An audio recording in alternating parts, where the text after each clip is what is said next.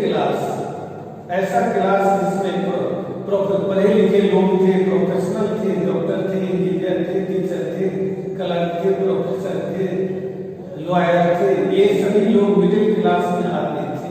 इन्हीं लोगों के बीच जो है सबसे पहले नेशनलिज्म का आइडियोलॉजी जो है पॉपुलर हुआ था। धीरे धीरे फ्रांस के नेशन स्टेट बनने के बाद यूरोप के दूसरे देशों में भी मिडिल क्लास के बीच जो है नेशनलिज्म का आइडियोलॉजी फैलने लगा, उनके बीच पॉपुलर होने लगा।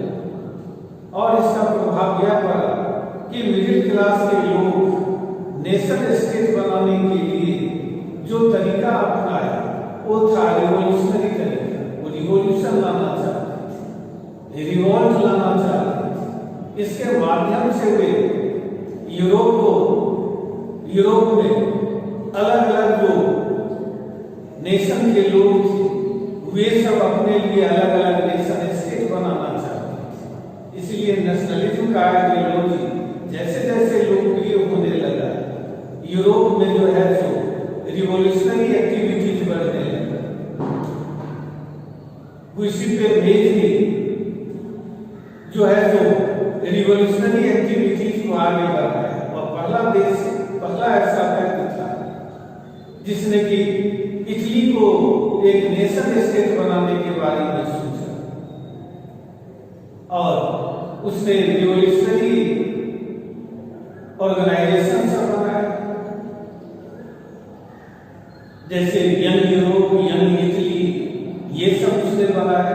और इसके माध्यम से इटली और यूरोप के दूसरे देशों के जो यूथ थे, जो जवान लोग थे, उनको जो है जो रिवॉल्यूशनरी एक्टिविटीज का जो है जो ट्रेनिंग देना शुरू किया, नेशनलिज्म के आइडियोलॉजी का ट्रेनिंग देना शुरू किया। और ट्रेनिंग देने के बाद उन सबको अपने अपने इलाकों में भेज देता था और उन लोगों को यह बताया जाता था कि ये लोग इस आइडियोलॉजी को अन्य लोगों तक पहुंचाए। और इस तरह ये ट्रेन किए हुए नबीयों के द्वारा जो यह नेशनलिज्म का आइडियोलॉजी यूरोप के अलग अलग भागों में पहुंचा, वो मिडिल क्लास के लोगों के बीच पहुंचा और धीरे धीरे पूरा यूरोप इससे प्रभावित हुआ। और इसी का नतीजा था कि उस समय जो यूरोप में, खास करके सेंट्रल यूरोप में जो बड़े हैब्सबर्ग एम्पायर थे, उस पर ज्यादा प्रभाव था। वहां के लोग जो है जो नेशन स्टेट बनाने के बारे में ज्यादा एक्टिव होने लगे। यही कारण था कि उस समय जो हैब्सबर्ग एम्पायर का जो चांसलर था ड्यूक मेटरनिख, वह जो है जो मेजनी को सबसे ज्यादा जो है जो खतरनाक जो मानता था ये ओल्ड रीजन के लिए। यानी पहले से जो यूरोप में जो व्यवस्था चली आ रही थी, जो सोशल सिस्टम था, जो एडमिनिस्ट्रेटिव सिस्टम था, उसके लिए वह मेजनी को सबसे ज्यादा खतरनाक मानता था कि मेजनी ही इस ओल्ड सिस्टम को जो है जो अपने नेशनलिज्म के आइडियोलॉजी के थ्रू, अपने रिवॉल्यूशनरी आइडियोलॉजी के थ्रू वह जो है जो इसको नष्ट कर दे। और तो इसीलिए उस समय के जितने भी ऑटोक्रेटिक मोनार्क सब थे वे इस नेशनलिज्म के आइडियोलॉजी को किसी भी तरह से ज्यादा पॉपुलर नहीं होने देना चाहते थे।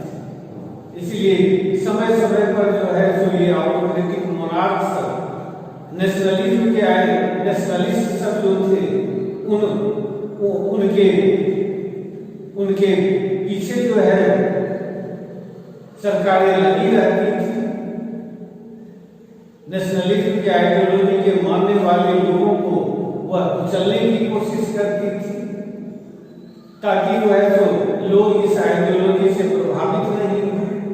लेकिन धीरे धीरे ऐसा होता है कि ये नेशनलिस्ट सब यूरोप के एक दूसरे को जो है एक दूसरे की मदद करने लगे। फ्रेंच रिवॉल्यूशन के बाद जो रिवॉल्यूशनरी गवर्नमेंट गवर्नमेंट बनी, उसने भी जो है सो इस नेशनलिज्म के आइडियोलॉजी को आगे बढ़ाने का फैसला किया। यूरोप के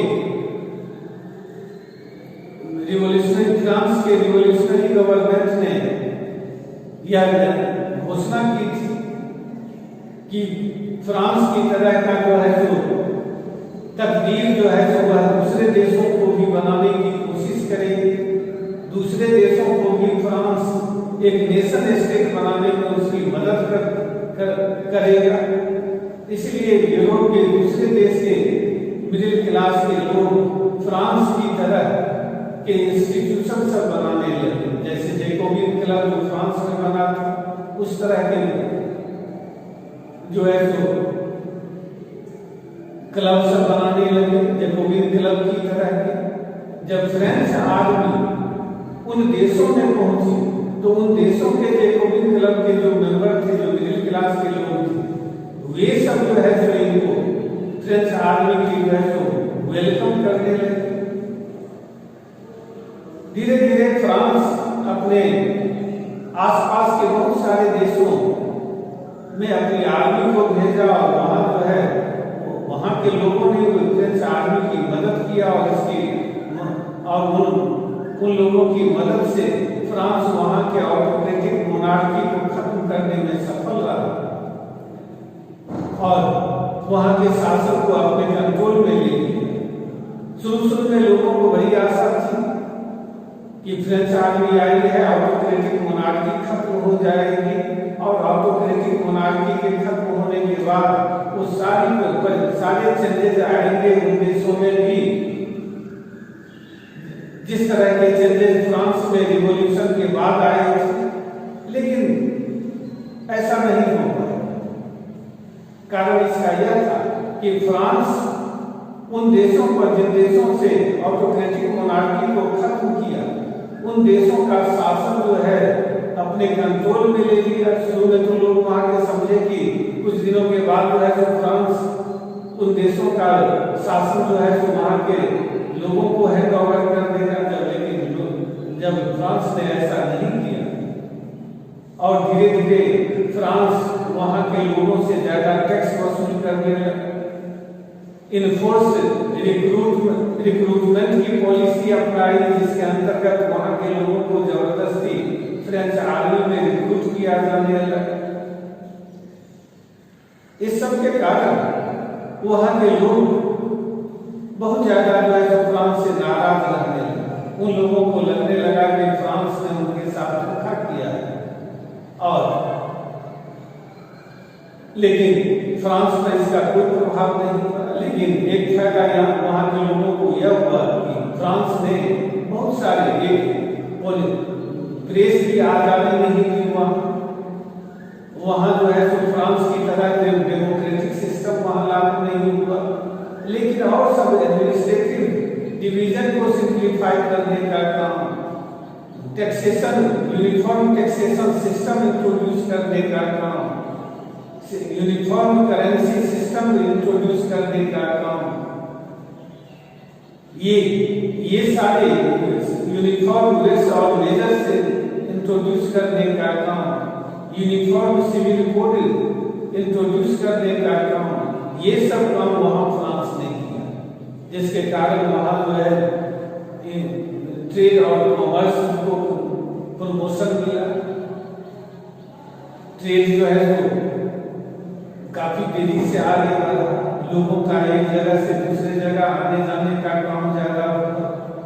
इसके कारण उन क्षेत्रों में लोगों को लगने लगा कि इन सब का कि ये जो चेंजेस आए इनका क्या फायदा जीवन में आता है। इसने एक इकोनॉमिक नेशनलिज्म का प्रमोशन